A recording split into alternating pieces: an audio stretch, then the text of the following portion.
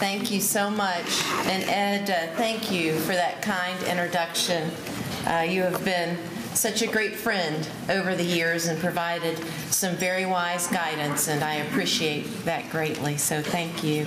And thank you to the Chamber, to its leadership and membership for providing us this forum here this afternoon where we can talk a bit about the accomplishments of our recent past and also the possibilities of our future.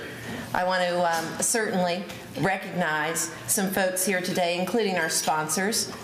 You time and again generously step forward so that we can have events such as this, and so thank you so very much. I want to recognize my husband Tripp, who's with us today, without whose support I couldn't do any of the things I do, and so I'm so glad he could be with us.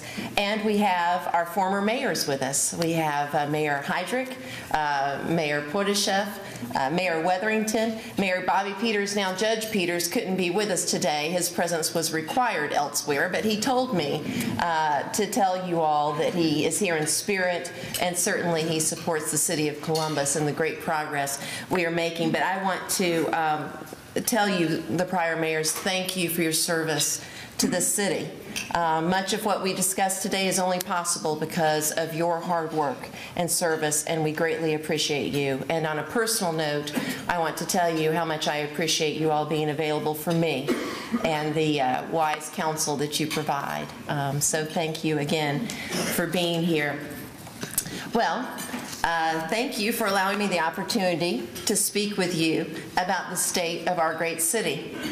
I have the privilege of serving Columbus, Georgia in partnership with our esteemed City Council, many of whom are here today, with our professional staff, so ably led by our City Manager, Mr. Isaiah Hughley, our school board, our state legislative delegation, our brethren at Fort Benning and in Phoenix City, and our Columbus civic leaders and engaged citizens. We are each an essential ingredient in the success of the whole. We are inextricably intertwined, as they say, and I believe we are most fortunate in that connection.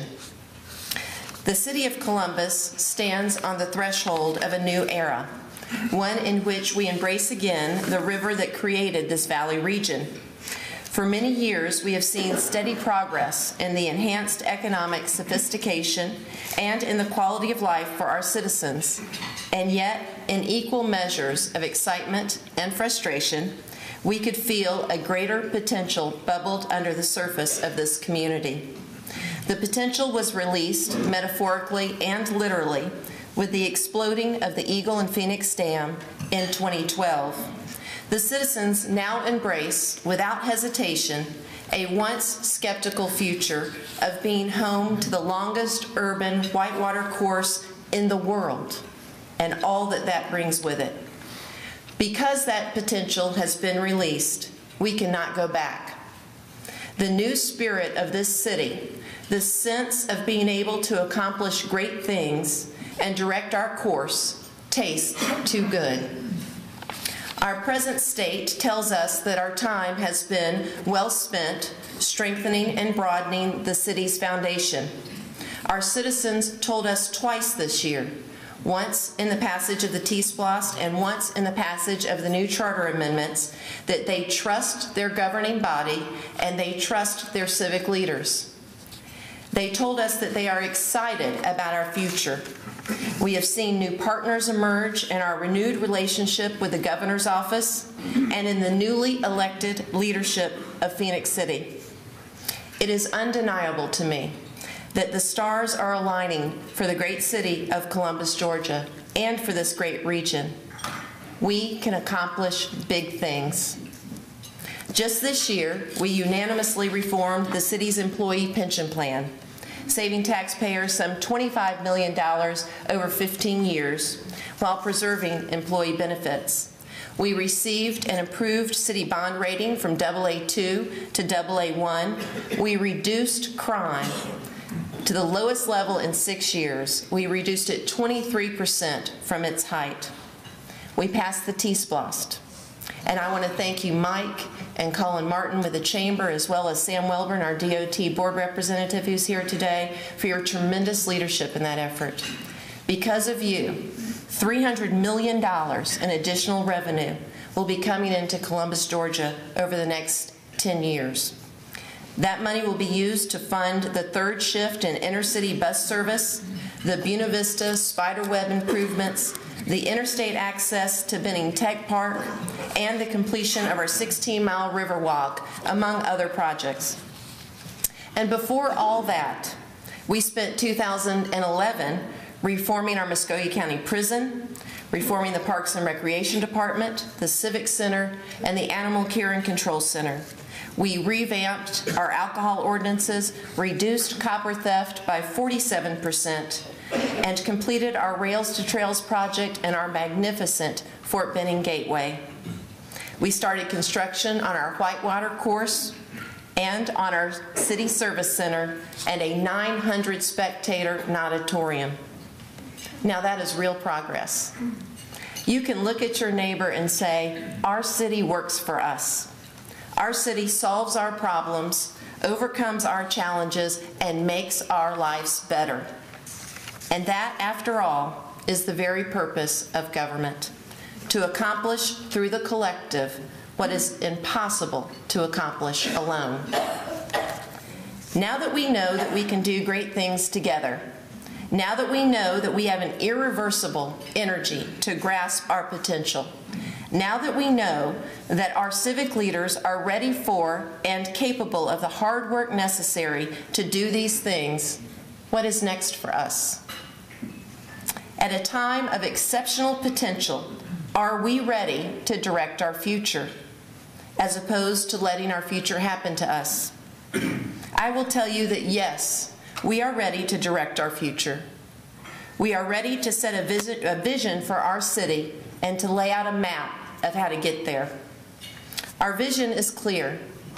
In the future, Columbus, Georgia will be a more diverse, more densely populated, more sophisticated, safer, more culturally connected, and more prosperous city.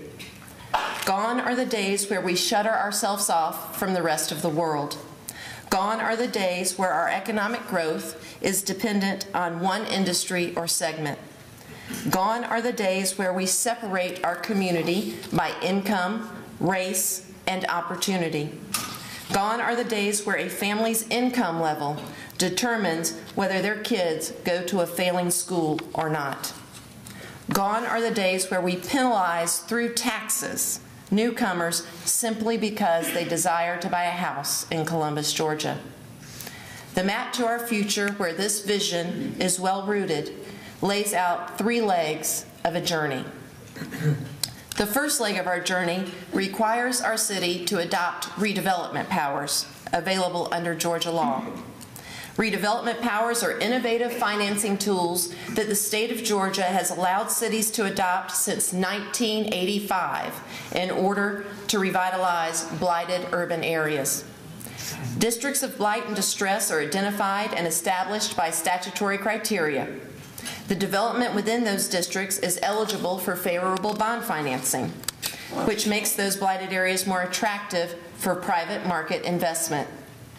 The redevelopment districts are areas where businesses and affluent and middle-income families have left, leaving in their wake only the economically immobile. And that means the elderly, the poor, and the disabled. These are places where the legitimate market is broken, and the illegitimate market of crime is too common. The schools struggle there because the kids don't have the resources or the support they need to come to school ready to learn. We have seen this type of blight and economic distress in cities throughout the country and the state, and we have seen communities beat it. We have seen this type of blight in our own city. Indeed, the Mayor's Commission on Real Estate Investment Initiatives recently found that 35% of our precious land resource sits blighted or underutilized. While we have seen and had success in revitalizing the uptown area and the midtown area, so much more could be done. We know blight has persisted along 2nd Avenue, south and east of Bibb City, and in our Columbus South region, among others. We have watched the disinvestment continue despite changing the names of these areas and despite well-meaning committees and organizations. No amount of well-wishing can turn a market around.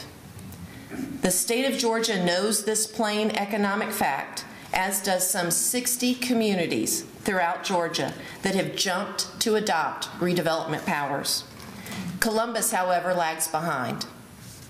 We attempted to adopt redevelopment powers in 2007, but when the opportunity went to a citywide referendum, it failed narrowly by 260 votes.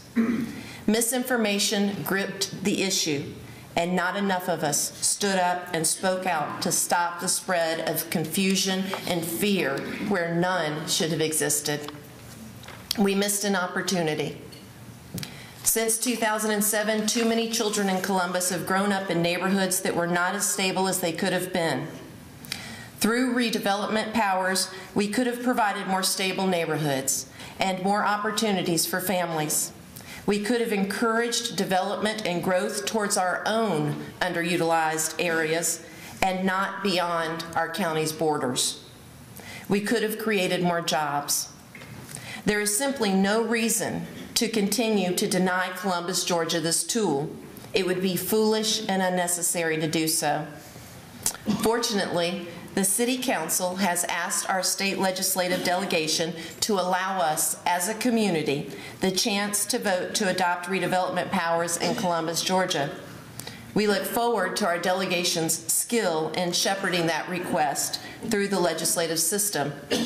I have asked the Chamber of Commerce to spearhead the Redevelopment Powers campaign, and I call on all leaders of this community and all citizens to support their efforts.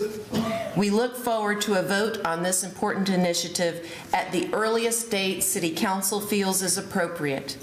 Every day that we waste is a day that we needlessly deny ourselves the effective tools others have access to. The second leg of our journey will require the new use of a long ago established urban service districts. You may know that the city currently has a handful of urban service districts, the primary two of which distinguish between our more densely populated urbanized areas and those areas that are more rural in nature. Council sets a separate tax rate, known as a millage rate, for each district. The thought is that the areas that are more populated and active demand more city services than those in less populated areas. Accordingly, the more populated areas pay a higher millage rate than the less populated areas. The Mayor's Commissions on Real Estate Investment Initiatives and the Commission on Revenue Review have issued reports that were presented to Council on November 27, 2012. These reports can be found on the city's website. Both commissions have recommended an allowable and beneficial use of our urban service districts. Under this use, Council will designate a distressed area of Columbus, one where population and businesses have fled, as a new urban service district. The concept is that upon application of an investor, Council will weigh the amount and type of investment and the economic and community impact of the investment, much like we do now with enterprise zones. Then, pursuant to ordinance criteria, Council can set a lower millage rate for a particular project for a limited time, thereby lowering its tax rate. This reduced tax encourages investment that would not have occurred but for the flexibility provided by the urban service district. As a result, the encouraged investment, the community enjoys improved neighborhoods, retail shops, jobs, infrastructure, and the general economic elevation of the area. We can see then that the reduced millage rate is well worth the increased investment and growth in the previously blighted area. Through the Mayor's Commissions, we have had the invaluable input of Councilors Barnes and Huff, as well as Councilors Baker and Henderson, and a broad cross-section of community stakeholders. Assuring that this could be done and determining how best to do it has been time-consuming. Now we have a draft ordinance ready to submit to council for their deliberation and consideration at the next work session. Through this concept of taking a fairly unique power that our charter has bestowed on the City of Columbus and using it in a way that meets today's needs and opportunities, we will be able to meaningfully address economically downturned areas like we never have before. It is time. We have the ability to do it, and I encourage you all to support council as they consider taking this next step in the optimization of our city's resources of land, people, and neighborhoods. This past year, we have been hard at work on the third component necessary for our bright future. Members of the Mayor's Commission, our exemplary city staff, Columbus State University's Dr. Benjamin Blair, and many others have labored to see if a workable solution to the property tax freeze pact we made with our citizens some 30 years ago could find a workable solution. Let me say at the outset that our property tax freeze is just that. It is a pact. It has been upheld twice at the ballot box. The Georgia Supreme Court has affirmed it. I believe that those that have the property tax freeze are entitled to it. It is a commitment we have made and one we will honor to those who have relied upon it. Accordingly, I do not support, and I would not advocate for, a complete repeal of the property tax freeze. Such a repeal could have dramatic and unfair effects. As far as I am concerned, that option is off the table. However, I realize that this tax mechanism, conceived some 30 years ago, is fatally flawed. It does not accomplish its purported goals. The property tax freeze does not cap city budgets. Our budget at the time the freeze was instituted was $50 million. Today, it is $267 million. So if capping the city's budget was its goal, the tax freeze has failed. The freeze does not protect seniors or any other class of citizens except those that have lived in their house for a long time without any improvements. So if protecting seniors and modest income families was the objective, the freeze has failed. The freeze does not help families in tough economic times. The freeze actually prejudices citizens in times of economic downturn when they need relief the most. If your property is frozen from upward valuation, it is frozen from downward valuation too. Accordingly, if the economic protection of the citizens was the goal of the tax freeze, it has failed us. The property tax freeze does not enhance economic growth.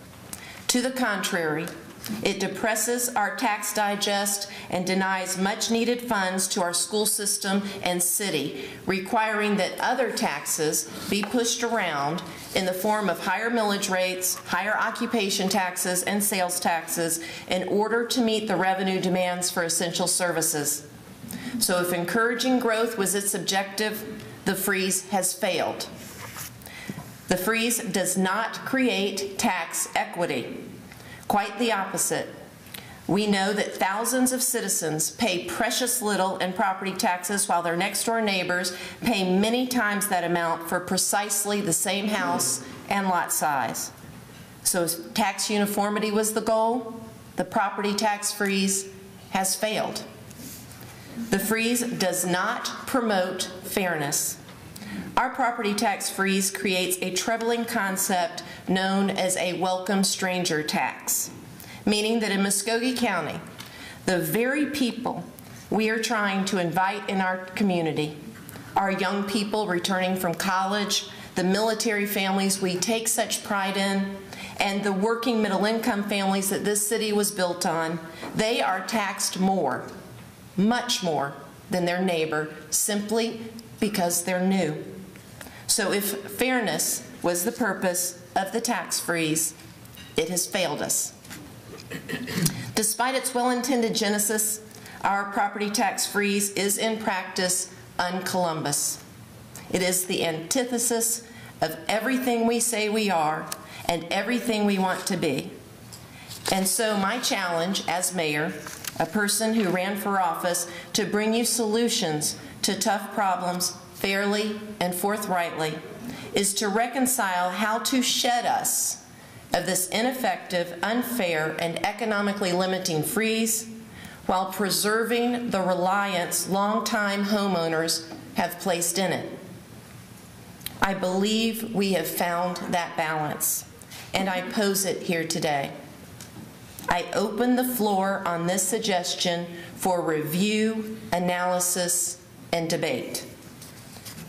I propose that our 30-year-old property tax freeze be sunsetted. That means that on a voter-approved date in the future, all that have the property tax freeze will keep it. Now let me say that again. All that have the property tax freeze will keep it. All that have the property tax freeze will keep it. All that have the property tax freeze will keep it. But all new transfers will not revest in the tax freeze. All new transfers occurring after the date approved will vest in a new property tax system where properties are assessed by market value and therefore keep pace with inflation. That new tax system will not affect those vested under the old freeze system. But the new tax system will be advantageous for new purchasers because I am recommending that the new tax system come with an enhanced homestead exemption. That is an increase in the current homestead exemption from $13,500 to $20,000. In other words, I am recommending a $6,500 exemption increase. That is nearly a 50% increase in the current exemption. So, for example, a new transfer on a $200,000 home will have roughly a 10% property tax decrease on the city property taxes alone. Although the sunset would apply to all local property taxes, including school tax, the school board will have the option to choose to join in the proposed $6,500 increased homestead exemption for its school tax portion. Certainly, I would ask them to join us in this tax break because that would encourage more transfers, thereby accelerating the process of broadening our tax base and leveling out the inequities in our current tax freeze system. This proposed property tax break will also begin the process of eliminating our welcome stranger tax and may well have the effect of bolstering the Columbus housing market after several sluggish years. I propose that we take this recommendation to the policymakers and the citizens of our community.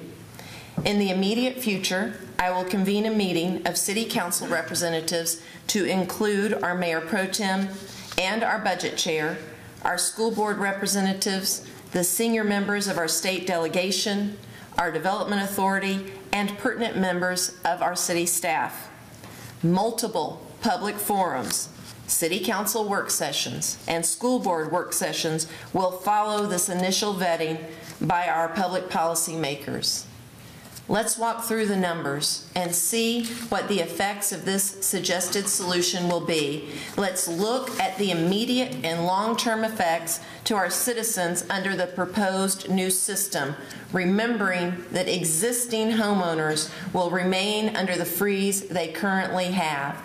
And let's look at the effect sunsetting the property tax freeze and offering a significant tax break in the form of an increased homestead exemption will have on our city and school board revenues. I can tell you this, I have seen the numbers. This tax break for new transfers is meaningful, and it eases the transition from the freeze to a fair market valuation system. This tax break has short-term cost for the city and for the school board should they elect to join us in the increased homestead exemption.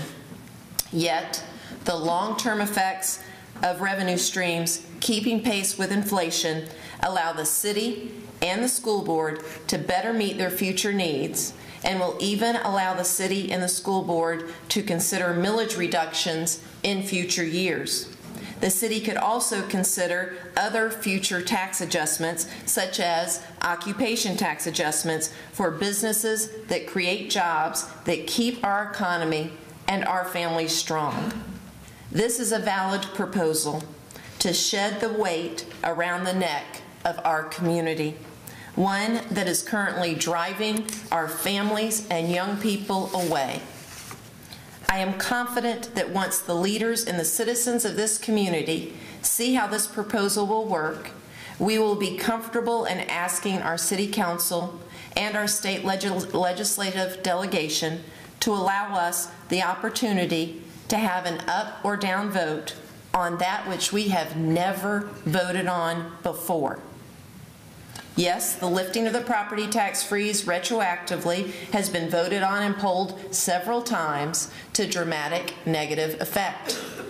The proposal I make today is not that.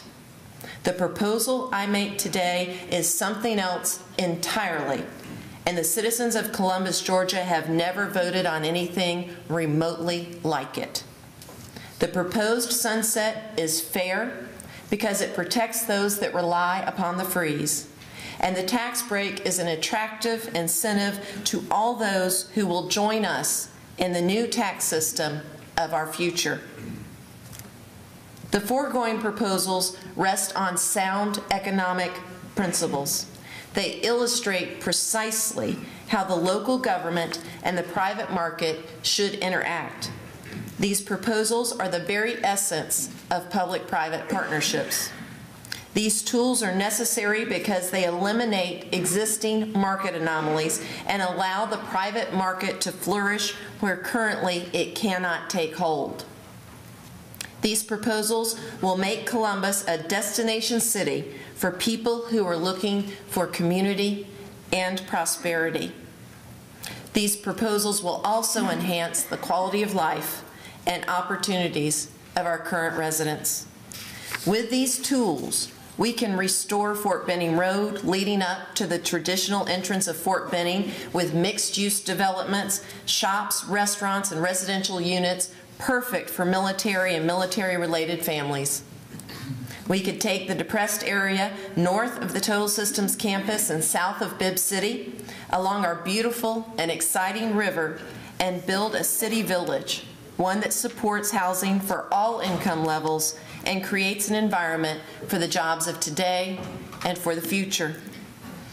We can have it all now, if only we can put the pieces of our potential together. And I believe we can through a three-pronged approach I have set out today. We can tackle our blighted areas and turn them around to be vibrant, safe communities with productive schools.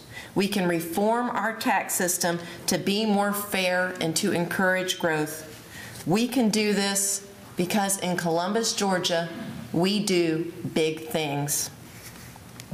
Let me conclude by stating what has been made obvious by now. The state of our city is strong, and yet it can be stronger and better. This effort, this journey into our future, will require all of you to be actively engaged in the effort to inform others and encourage them to join us. These possibilities will not happen by accident. If we are to be successful, we must have your shoulder to the wheel of this effort, each one of you. You are going to have to spread the word to your colleagues and friends. You will have to write letters to the editor, and yes, you will even have to submit sound-offs. You're going to have to call your city councilors and let them know that you support these solutions and this effort. You cannot leave elected officials out there alone. We are all going to have to get off our comfortable duffs and do this. But if you join with us, you will be amazed at what we can accomplish together. Thank you for your attention. It is a great privilege to serve as mayor of such an exceptional city. We have the fortitude to capitalize on our success and to meet our potential. And I look forward to working with you to make that happen. Thank you all so very much.